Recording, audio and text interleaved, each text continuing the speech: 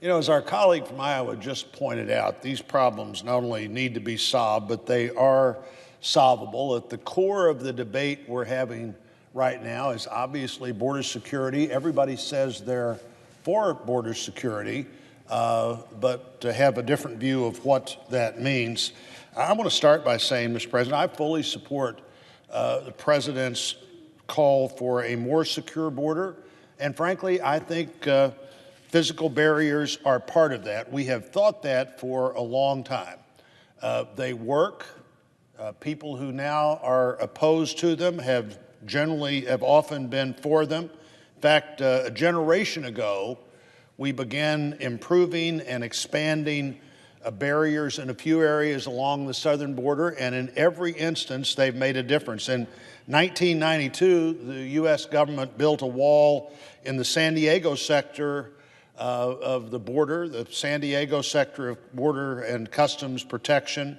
The number of people caught crossing that barrier, that border, decreased by 95% when the barrier was erected. Now, the border is not exactly like the bank. You don't have to have the level of security that nobody can ever get through in any time under any circumstances. But if you have a solution that solves 95% of the problem, that may be about all we can afford to do in terms of solving the problem that way. But that barrier, that wall, that fence south of San Diego did just exactly that. And so the next year, we built a wall in El Paso, Texas, at that part of the border, and that was a decrease of 95% as well. 2000, we built a wall at the Tucson, Arizona sector, and apprehensions there dropped 90%. So we got a 90% solution or a 95% solution. That's reasonable to the American people who think that the job of the federal government, and they are right in this, one of the jobs of the federal government is to secure its border.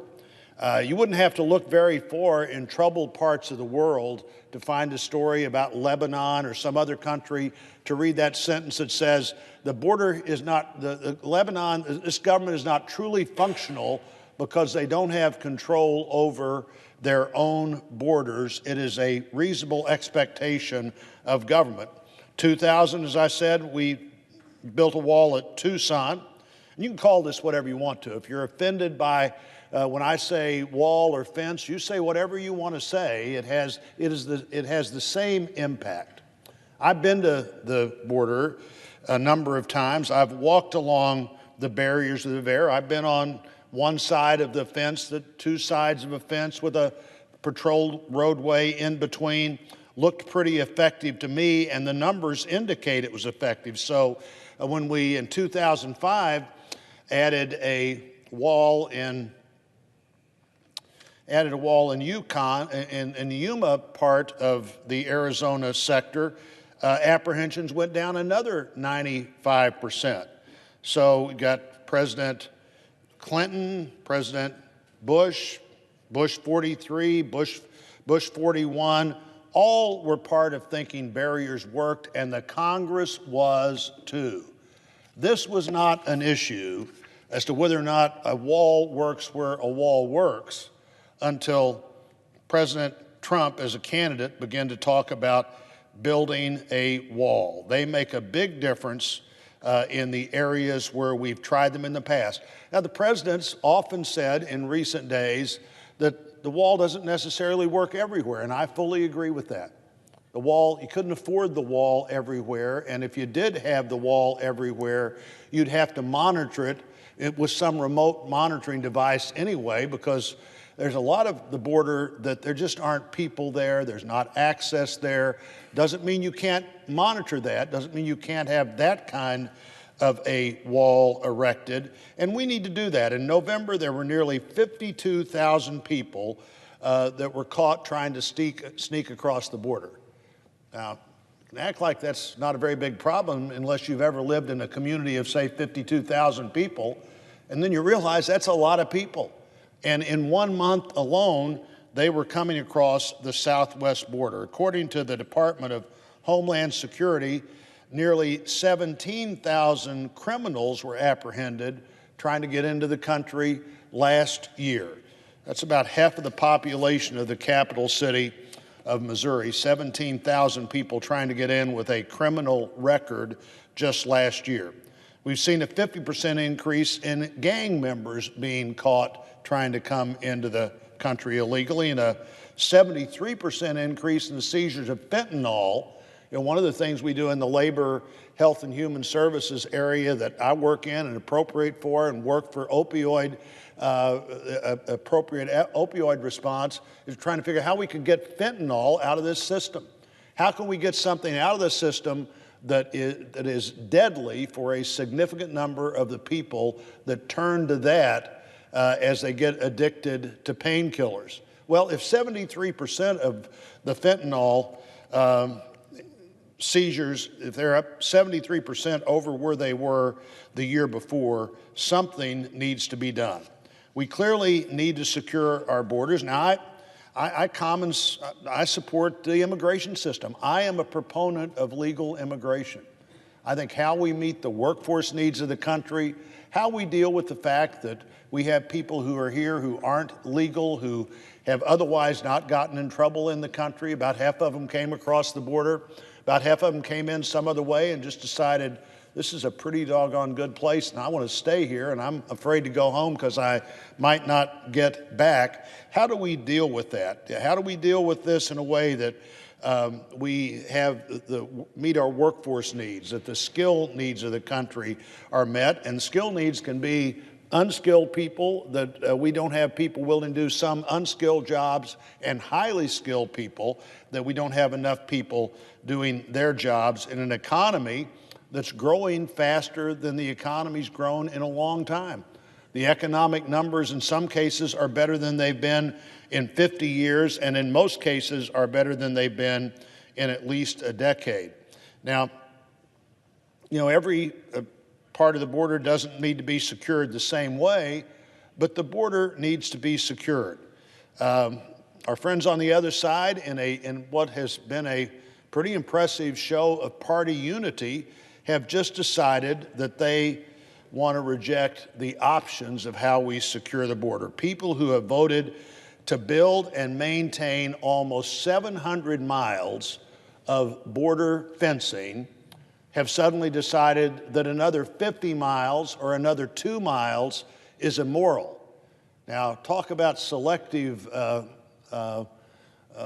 immorality, that it's okay to have 700 miles of fence, but it's not okay to have 702 miles of fence. A very interesting place, it seems to me, to draw the line. Our friends on the other side have rejected attempts to fix the way we deal with children who are brought across the border or come across on their own. You know, there are 48,000 children right now that the U.S. government is doing their best to take care of, I hope, and want to insist that we do that, who came across the border on their own. Another 2,600 or so came across the border with an adult. More often than not, that adult was their parent, but not always. We've got 50,000 children that came across the border, and no response to any ideas that the administration brings up, no positive response from the other side as to how to deal with that. They've rejected adding beds at detention centers for people who are caught crossing the border illegally.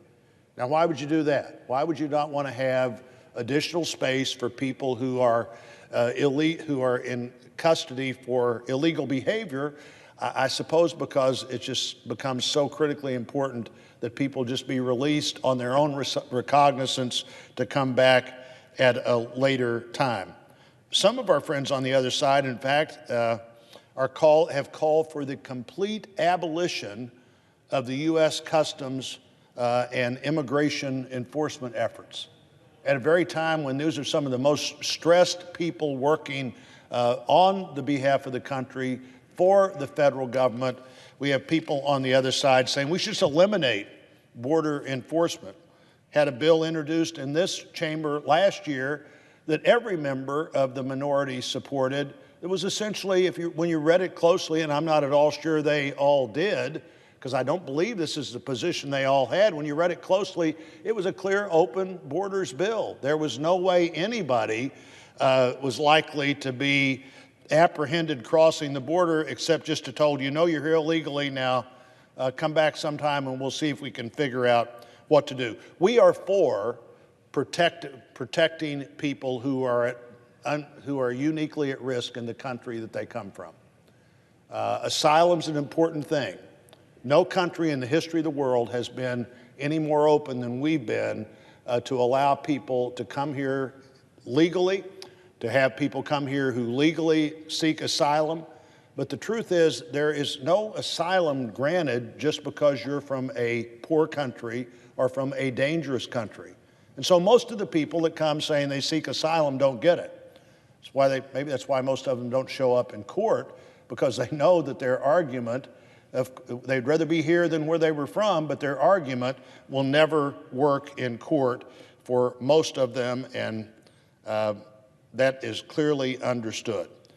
We are going to have a lot better opportunity to solve the problems we need to solve regarding the border if people have confidence that the government has done a reasonable job of securing that border. I don't think anybody expects the border in a big country like ours to be so impenetrable that nobody could ever get in under any circumstances.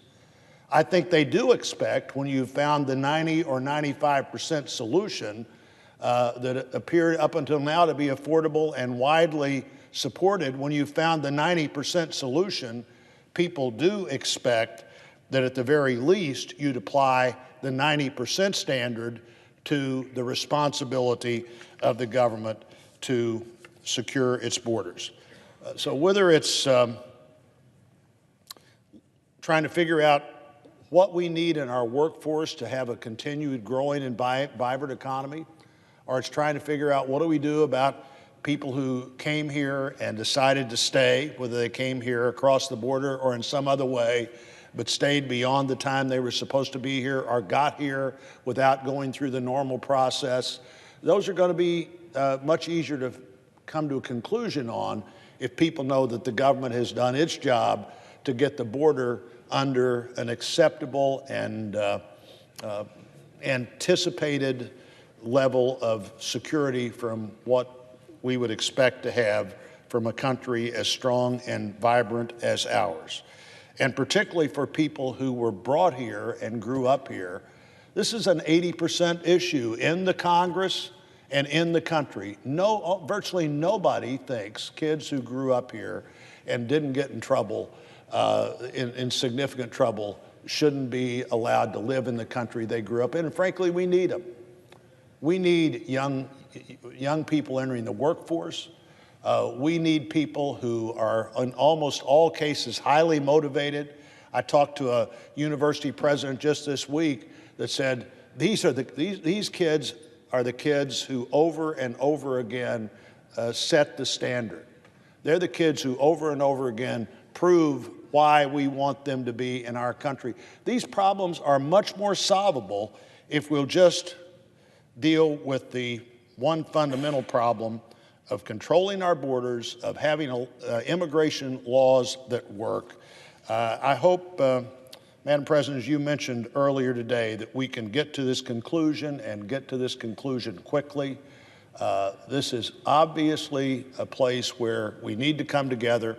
Not only does the government need to function, but this is just an issue we need to solve. And I guarantee you this issue, all of these related issues, will be more easily solved if we secure the border. And no president has ever had the credibility that this president will have if he says to the American people, I have met my commitment, the border is secure, we're now continuing to work to be sure that the court systems work, that we have protected those people who protect us on the border. There's great credibility here if the president is willing to get to a place that he can say that. And I think his efforts to secure the border are significant steps toward allowing us to solve the other problems that we need to solve, and we need to solve sooner rather than later.